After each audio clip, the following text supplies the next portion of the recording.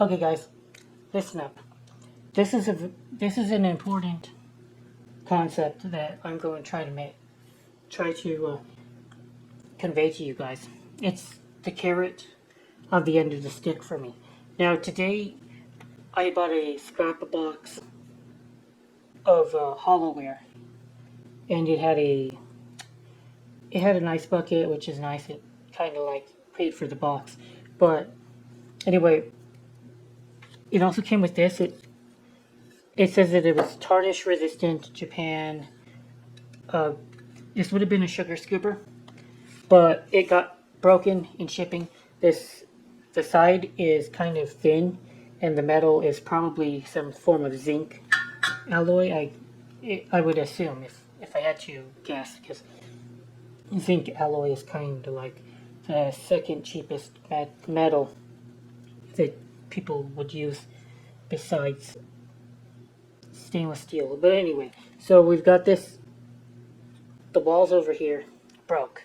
Now, here's an important point I want to make with you. I'll try to understand this, because unlike usual, I can actually continue to break this down, because when I do, I don't want to kill myself doing this, but break another chunk off. Yeah, here we are. I didn't kill myself doing it. I also didn't get the jagged edge I wanted to. But anyway, doing this kind of got just like a jagged edge in order to start getting at the plating. And maybe we could just use a box cutter in order to try to peel it off. But anyway, the point I'm trying to make for you all is that at a certain point, there's a certain inflection point where the value of the silver that they plate the stuff off on. Here's a piece. Anyway, oh, there we are. Here's some plating. Here it is. Yes, I find sterling in the boxes.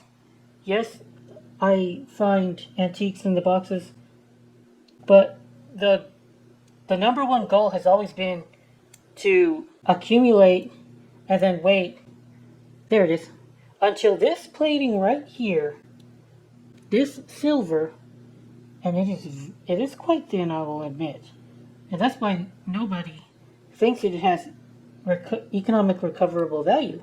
But I know for a fact that currently it's close to even to that point already, because at silver, at $25 silver, let's see, let's just say $31 silver, okay? Make it easy. And we might have $31 silver, who knows? But we've been picking around that area, and anyway, why I picked $31 silver is that makes $1 a gram, okay? $1 a gram.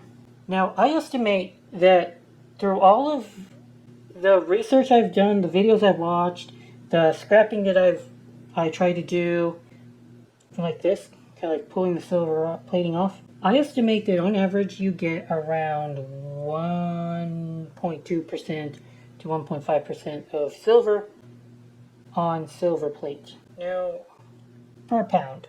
So, now we go, well, what does that mean exactly? Well, let's put it to perspective. Now, how many grams is in a pound? So, you've got, according to the internet, grams per pound. 453 grams per pound. Now, that means that at $31 silver, $1 a gram, then you have, at 1% yield, and I think it's a little bit more than this, you already have $4.53 per pound of silver plate. Now, let's also say that, well, the base metal gives you $2 a pound? I don't know. Because sometimes you find copper, and then there's some nickel sometimes, and depending on the alloys, you might even get tin, which is pretty valuable. But anyway, so this stuff right here, well, now you're starting to be a little bit more likely to have it investment and value towards this stuff. Like, at this point, that $4 $5.50 or so, $5 of silver. I know I'm rambling here. Please bear with me.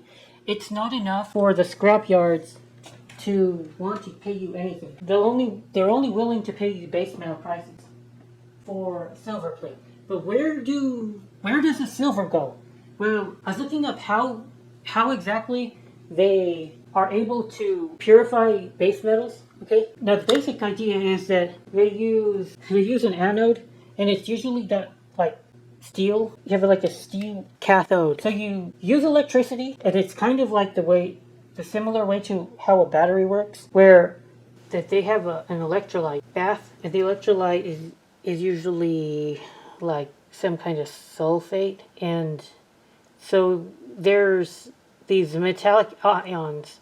The metallic ions are kind of like in the solution, and it's whatever metal they're trying to refine, copper or nickel, or if they're trying to refine copper, then there's going to be copper sulfonate as an electrolyte, right? So when they turn on that circuit, start flowing electricity, then the cathode, it's going to be negatively charged, and then so the positive charged metallic ions are going to be drawn to the cathode, which is the steel, right? And it's going to deposit pure metal onto that plate. The silver and the gold and all the trace stuff, that ends up going into what they call the anode sludge. But anyway, my point is that all that silver and the gold that these refineries get, they're recovering it, but they're not paying you jack shit.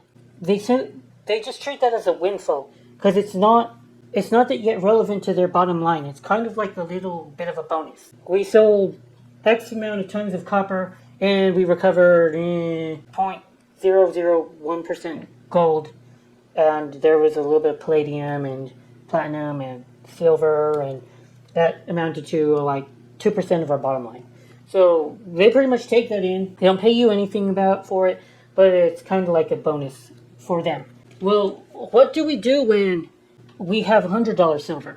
So now a pound of this scrap is worth $5 grams a pound, and that's at 1%. And it's closer to 7 if you assume that you're getting a 1.5% yield. That's kind of like the highest I expect it to go. Well, then now you're looking at $15 to $20 in silver. If the silver is $3 a gram.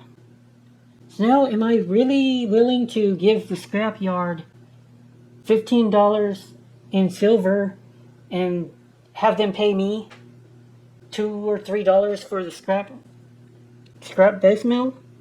No, I wouldn't do that. And the market wouldn't do that either, because they're going to figure it out. People are not that stupid. They're not just going to give base metal refineries free silver and free gold when that gold and silver become much more economically recoverable. So I am trying to front run this shit. Over the course of like 30 minutes, I took a box cutter and started peeling off the silver. Now I don't know how much it's going to be. I'm not going to even bother with measuring it because my scale is not that accurate. But it looks like a decent amount. The funny thing is that there's still plenty of plating left over. And I decide what is going to be destroyed and what might be passed on to the future. Tons of metal to a refinery or a scrapyard and say, pay me. Here's how much silver I expect from this amount.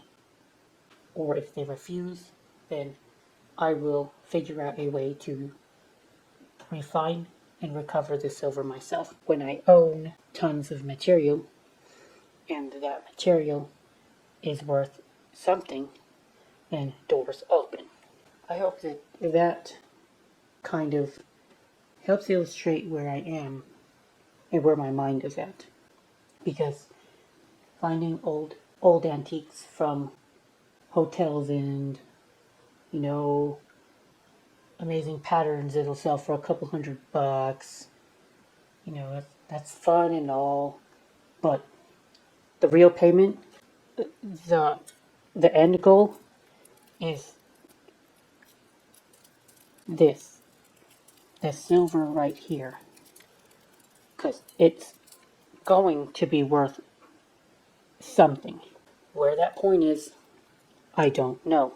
But at some point, that won't just be something that the refiners can steal from you. Alright, that's it for today's video, guys. Thank you for watching. Good Marks goes out.